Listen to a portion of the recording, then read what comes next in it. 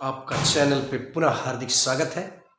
आज हम लोग बात करेंगे मॉर्फोलॉजी ऑफ फ्लोरिंग प्लांट्स। ये बहुत ही महत्वपूर्ण चैप्टर है जिसमें से अक्सर क्वेश्चन पूछे जाते हैं। इसमें हम बात करेंगे दो तरह से, इसके क्लासिफिकेशन के आधार पर हम बात कर सकते हैं, एक वेजिटेटिव और दूसरा रिप्रोडक्टिव पार्ट। वेजिटेटिव में जैसे रूट, स्टेम, लीफ, और रिप्रोडक्टिव पार्ट में हम देखते हैं कि फ्लावर, फ्रूट और सीड।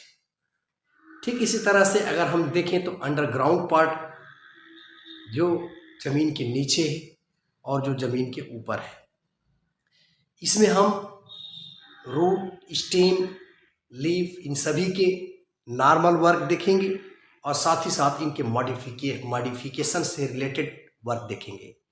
और आप देखेंगे कि क्वेश्चनों का जो प्रारूप है अक्सर मॉडिफिकेशन से रिलेटेड क्वेश्चन पूछे गए हैं। तो आइए देर न करते हुए सबसे पहले हम आज बात करेंगे रूट की बात करेंगे और इसके नॉर्मल वर्क, रूट के सिस्टम, रूट कितने टाइप की होती है और फिर इसके मॉडिफिकेशन से रिलेटेड जो चीज़ें हैं वो किस तरह से क्वेश्चन के रूप में आती हैं, इन सारी चीज़ों को समेटने की कोशिश करेंगे। जनरल सी बात हम जानते हैं कि एक हम अगर सीड को ले लें, जैसे ये हमारा एक सीड है, ठीक है। तो अब ये देखते हैं कि यह सीड जो है जब जर्मिनेट होता है तो जर्मिनेशन के बाद होता क्या है, एक चीज़ हम देखते हैं यहाँ से नीचे की तरफ निकल के आती है, जमीन के अंदर घुस जाती है। यही हमारा क्या है, रेडिकल है। ये क्या है, हमारा रेडिकल है। तो आप देखेंगे कि इस तरह से हम कह सकते हैं कि जो हमारी जड़ है वो भ्रूण के मूलांकुर से विकसित होती है, यानी एम्ब्रियो के रेडिकल से निकलती है यह जड़। और इस तरह की जड़ अगर होती है जो रेडिकल से निकलती है उसे हम ट्रू रूट कहते हैं। अब इसको हम थोड़ा सा और इलेबोरेट करें तो जैसे एक हम सीड ले लें तो हम देखते क्या है, आइए यहीं पे लगे हाथों हम मोनोकाट और डाइकाट को भी समझ लेते हैं। जैसे ये एक हमारा सीड है, अब जब ये जर्मिनेट करेगा तो जर्मिनेशन के बाद आप देखेंगे चना है, मटर है, आप देखते हैं कि ये दो रूपों में कार्टिलिडन हो जाता है।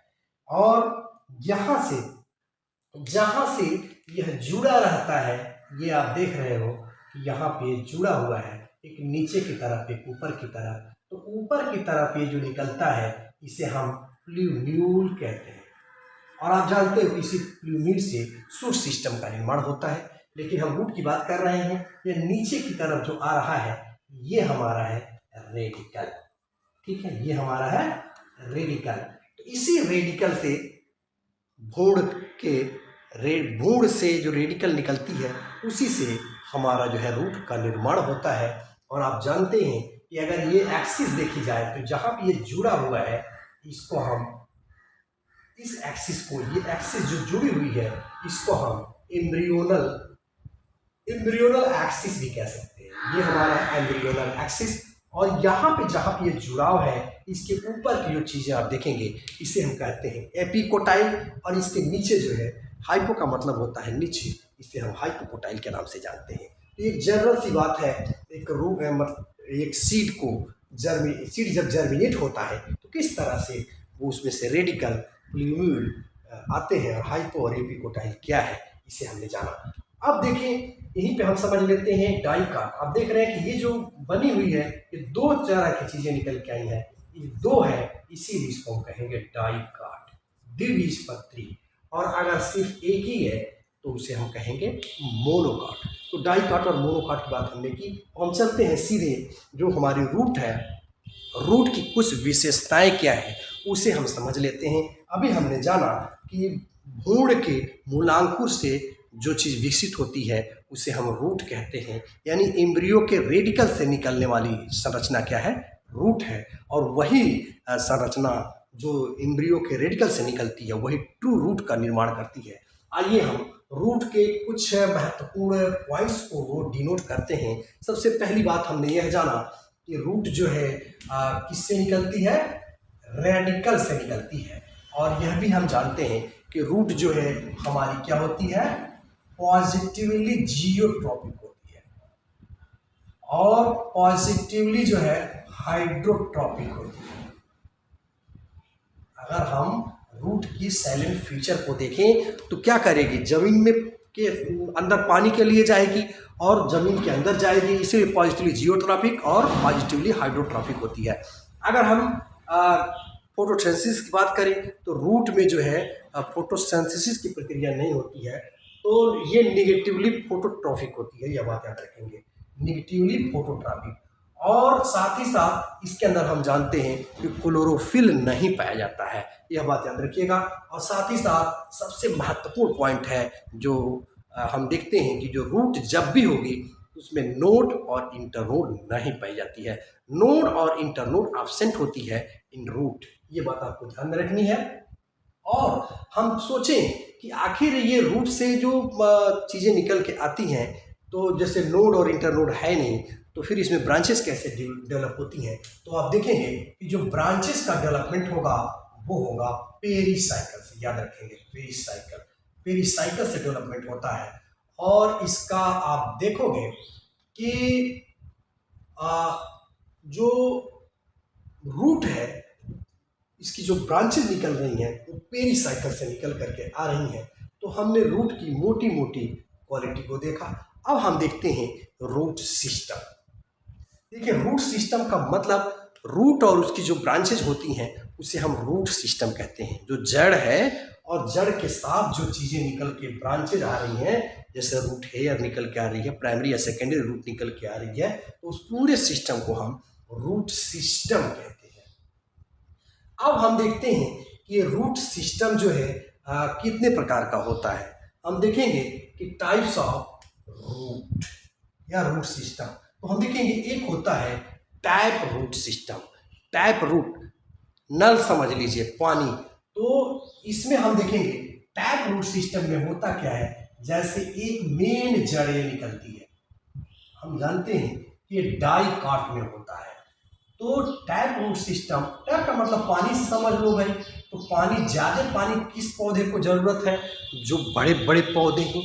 मोटी मोटी बातें आप याद रखो, जो मोटे ताजे पौधे हैं, जैसे आम का पौधा है, नीम का है, बरगद का है, मोटे मोटे हैं, इनमें सेकेंडरी ग्रोथ इनमें होना है। तो आप देखेंगे कि ये डाइकाट में पाई जाती है, तो एक मेन जड़ पाई जाती है, इसको हम मूसला जड़ भी कहते हैं, मूसला जड़, मूसला जड़। तो आप देखोगे कि एक रेडिकल से निकला हुआ मेन जड़ निकलती है और इसी मेन जड़ से ये लैटरल रूट निकलती है, ठीक है। तो ये सीधे नहीं जाती है, लैटरल होती है, और इन्हीं से हम ये हमारी हो गई प्राइमरी रूट और ये हमारी हो गई सेकेंडरी रूट, और इसी से निकलती है और भी टर्टियरी रूट और रूट हेयर वगैरह निकलते हैं। तो इस तरह से जो चीज़ें पाई जाती हैं उसे हम टैप रूट सिस्टम कहते हैं। यानी टैप रूट में मेन जो जड़ है प्राइमरी रूट है, इसी सहयोगी जड़ें हैं सेकेंडरी रूट, टर्शियरी रूट और रूट हेयर, ये सारी चीज़ें मिलकर के टैप रूट के अंतर्गत आती हैं।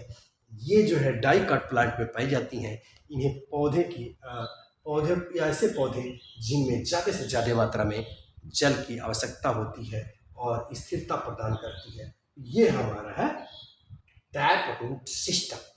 अब हम दूसरा समझ लेते हैं एडवेंटिशियस रूट सिस्टम। तो एडवेंटिशियस का मतलब है जिसको हम अपस्थानिक जड़ें कहते हैं, अपस्थानिक जड़ें। तो अपस्थानिक में क्या होगा भाई, इसमें आप देखेंगे कि जो मेन रूट है, यानी जो रेडिकल से निकल रही है, वो जो ट्रू रूट है, ऐसा ना हो करके, रेडिकल से ना निकल करके दूसरे जगह से जड़ें जब निकल जाती हैं, जैसे ये तना है, तने की जो लास्ट छोर है, यहाँ से जड़ें निकल जाती हैं। तो इस तरह का रूट जो है मेन रूट नहीं होता है, रेडिकल से नहीं निकलता है, स्टेम की जो नोड है वहाँ से निकलता है। इस तरह से ये फैल जाती है, जिसको हम अपस्थानिक या एडवेंटिशियस रूट कहते हैं। और ये किसमें पाई जाती है, मोनोकॉट में पाई जाती है। तो मोनोकॉट के अंदर जो रूट सिस्टम पाई जाती है वो एडवेंटिशियस रूट सिस्टम पाई जाती है। और इसमें आइए देखते हैं रीजन ऑफ रूट। रूट के देखेंगे मुख्य रूप से 4 रीजन है। सबसे पहले कैप रूट। आप देखेंगे कि ये कैप का मतलब होता है टोपी, यानी रूट की टोपी। ये क्या करती है, जो मूलाग्र है इसकी रक्षा करती है, इसे हम रूट कैप रीजन कहते हैं। दूसरा रीजन आप देखेंगे कि सेल ऑफ यानी फॉर्मेशन, यानी जोन ऑफ सेल फॉर्मेशन। ये ऐसी जोन है जहां पे सेल का फॉर्मेशन होता है। ये मेरिस्टेमेटिक होती हैं, सेल को फॉर्म करती हैं। इसके बाद ऊपर देखेंगे कि सेल ऑफ इलांगेशन।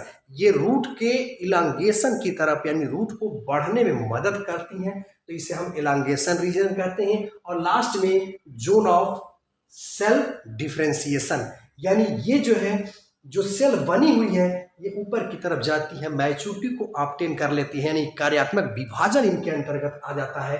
यानी इन्हीं से आप देखेंगे एपिडर्मिस का निर्माण होना, कॉर्टेक्स का निर्माण होना, या जो है वैस्कुलर बंडल का निर्माण होना होता है। और एपिडर्मिस से आप जानते हैं कि ये रूट हेयर वगैरह निकल के आती हैं। तो कई बार आपसे पूछ लेता है कि root hair develop from elongation region, meristematic region या रूट कैप।